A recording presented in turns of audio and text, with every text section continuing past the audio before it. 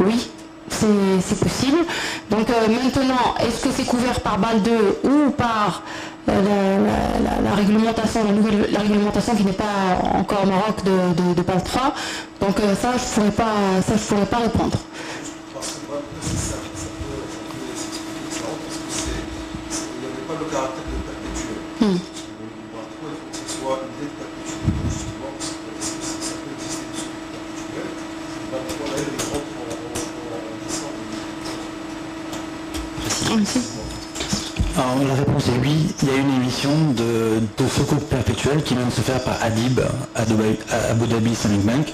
C'est exactement ce que vous décrivez, c'était renforcement des fonds éligibles BAL 3, c'était vraiment le besoin de la banque. Ils ont pris un peu de temps pour structurer le sukuk, ça a été fait, c'était un super succès.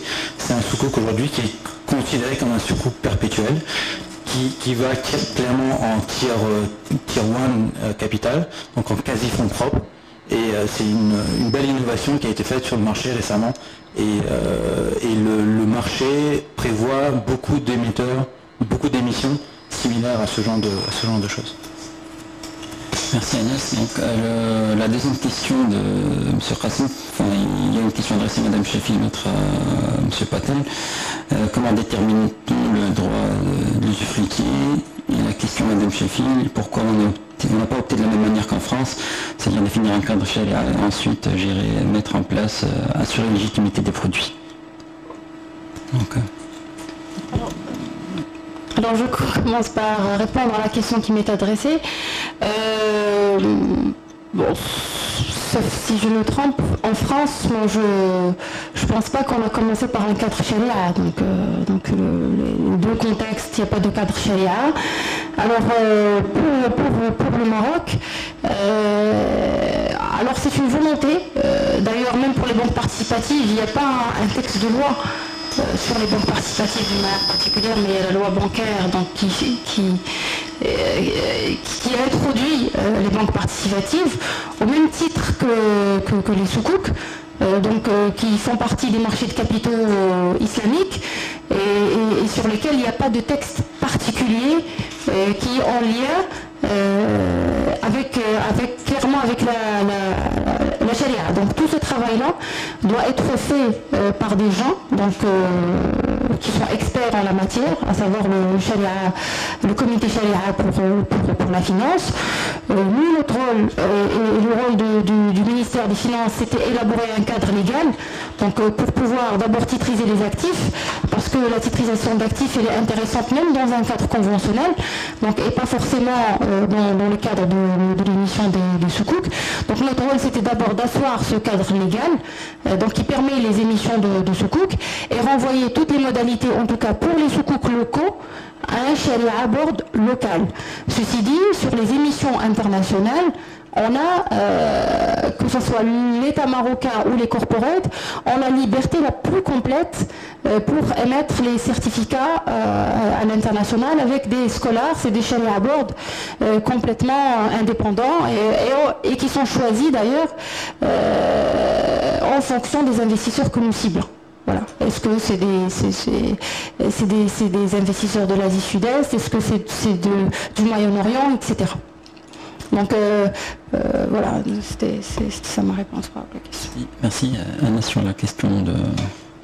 La question c'est le droit usufruitier. Alors donc un petit rappel terminologique.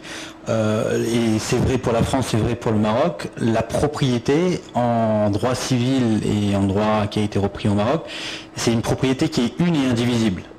On ne peut pas la diviser, à la différence des pays anglo-saxons où le common law permet de faire une division de la propriété en ce qu'on appelle le legal ownership et le economic ownership.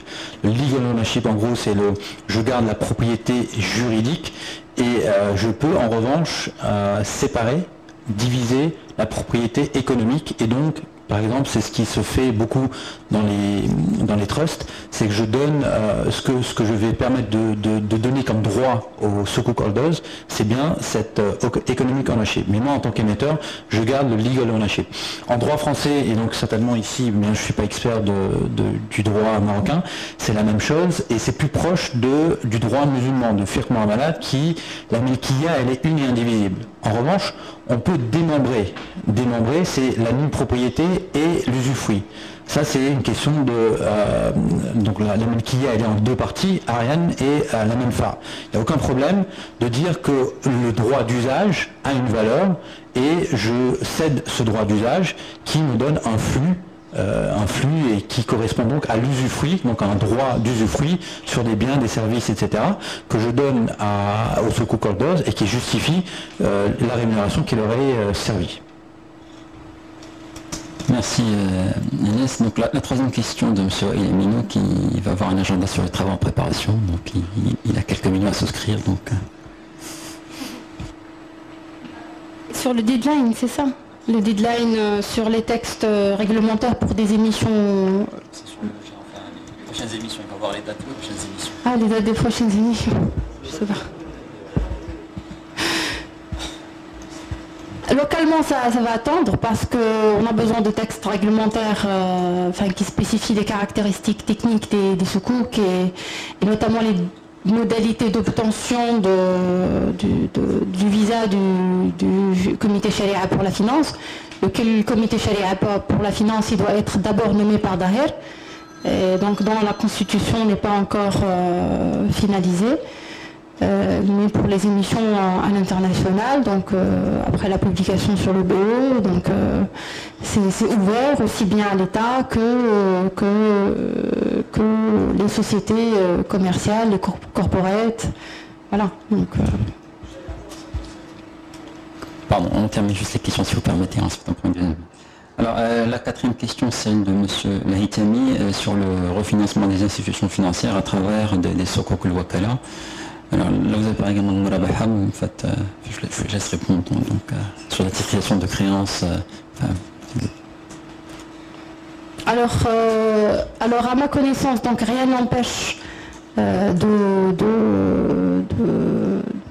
titriser donc les créances Murabaha. Maintenant il y a une question qui relève de la Wi-Fi et ça a été sorti parmi les amendements qu'on a vus tout à l'heure. Donc pour que ça soit négociable. Donc pour des raisons de négociabilité, il faut que le pool soit constitué au moins à hauteur de 51% des contrats IJARA. Ça veut dire qu'ils sont backés par des actifs tangibles. Donc c'est ça le sujet par rapport à votre question. J'espère que j'ai répondu. Donc il y a un pourcentage à ne pas dépasser en termes de créances et donc le reste doit obligatoirement être backé par des actifs tangibles et notamment les contrats IJAR pour les banques. Peut-être un complément, Agnès. Peut-être juste un complément. Faut être très précis quand on pose ce genre de problématique. Qu'est-ce qui pose problème dans la titrisation? C'est pas le fait de titriser des créances. Ça, on peut très bien titriser des créances, que ce soit Murabaha, Salam, etc. C'est à quel degré quel prix? On ne peut titriser des créances qui représentent des dettes qu'à leur valeur nominale. C'est-à-dire que donc, elles ne peuvent pas fluctuer.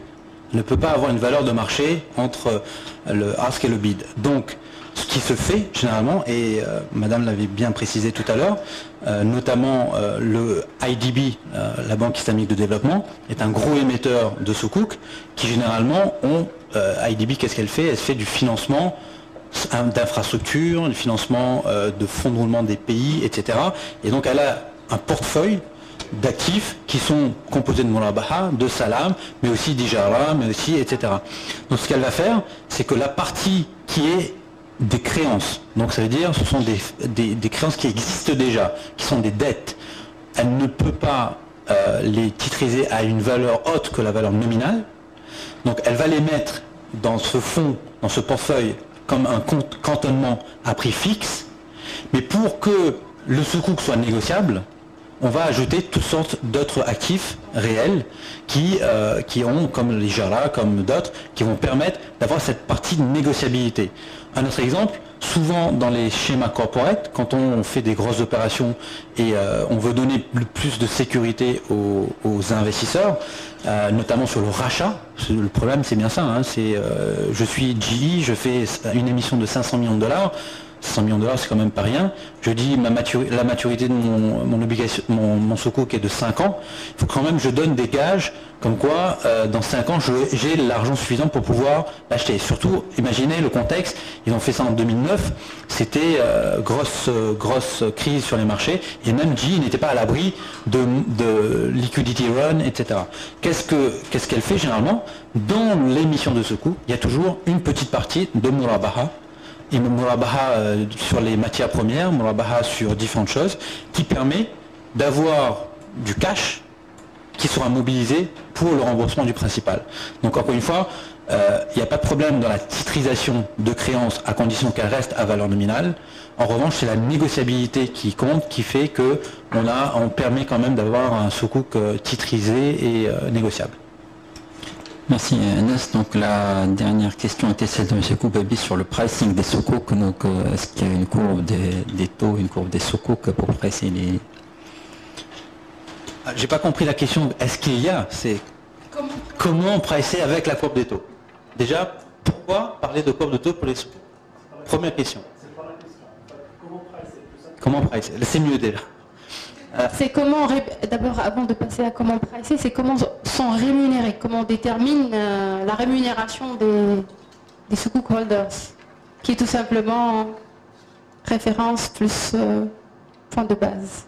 Alors, tout à l'heure, moi j'ai parlé d'un sukuk PME, si vous vous rappelez, avec un restaurant. Dans ce restaurant, on n'a jamais parlé de taux. On ne sait pas ce que c'est un taux d'intérêt dans un restaurant. On sait chiffre d'affaires, résultat, cash flow, ça on sait le faire dans un restaurant. D'accord, un restaurant, ça achète des marchandises, ça vend à des clients, ça fait des résultats. Donc si on veut un sukuk, on a fait un sukuk qui est entièrement sur l'exploitation de ce restaurant, on n'a jamais eu besoin de faire appel à des calculs sophistiqués que Serranami, etc. savent faire. Moi je suis dépassé très rapidement, donc j'ai pas besoin d'avoir une référence à une courbe de taux. Vous allez me dire, oui mais c'est un peu facile, vous êtes un sukuk PME, vous n'êtes pas coté, vous n'êtes pas noté, etc. Donc ce qui est vrai. Donc déjà pour répondre, un sukuk n'a pas forcément besoin d'appliquer les modèles quantitatifs, mathématiques des obligations. Maintenant, c'est vrai que le marché, ce qu'elle attend, de façon générale, c'est pouvoir comparer, pricer des obligations face à des sukuk. C'est le cas de GE, quand je disais qu'elle a émis en même temps des sukuk et des obligations. Le sukuk était pricé 30 points de base de plus que l'obligation conventionnelle. Et ça, effectivement, pour rassurer les marchés, pour rentrer un peu dans la méthodologie des marchés, souvent ce qu'on va faire dans le prospectus, on va dire, ok, je vous donne un loyer, le loyer est de X% du nominal, mais ça correspond, ça ne veut pas dire que c'est exactement ça, mais ça correspond à 300 points de base sur le Libor ou sur le Libor, etc. Donc normalement c'est un benchmark, c'est un indice, c'est mon indicateur de référence. Ça ne veut pas dire que mon sukuk paye de l'Euribor plus quelque chose. Mon sukuk paye un loyer qui est lui-même indexé sur un indice. Il est pricé comme les obligations. Est-ce qu'on peut prendre une deuxième série de questions? Il y avait une question avant si vous permettez. Donc il y a une question si vous pouvez derrière et une autre question devant.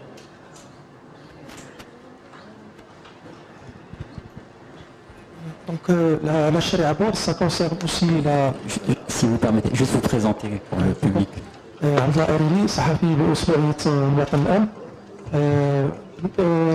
constitution de la charia board, par ailleurs, ça concerne aussi les sukuk et les banques participatives. Tout à fait. C'est le même Sharia Board qui doit... C'est le même comité Sharia pour la finance qui doit statuer sur l'éligibilité ou qui doit donner son label aussi bien pour les produits des banques participatives que celui des sukuk. Et l'adoption sur les modifications sur le soukouk par les deux chambres, c'est en quelle date? C'est en février 2013. Donc c'est plus rapide que les banques participatives, n'est pas encore adopté par... Pourquoi? Merci. Donc, une autre question.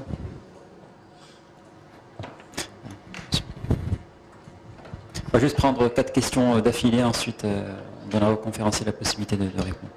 Salam alaikum. Zakaria Idrissi, je suis auditeur interne dans un organisme public et par l'occasion je suis certifié banquier islamique. Donc je tiens à féliciter d'abord vivement et Anas Patel et Madame Chefi.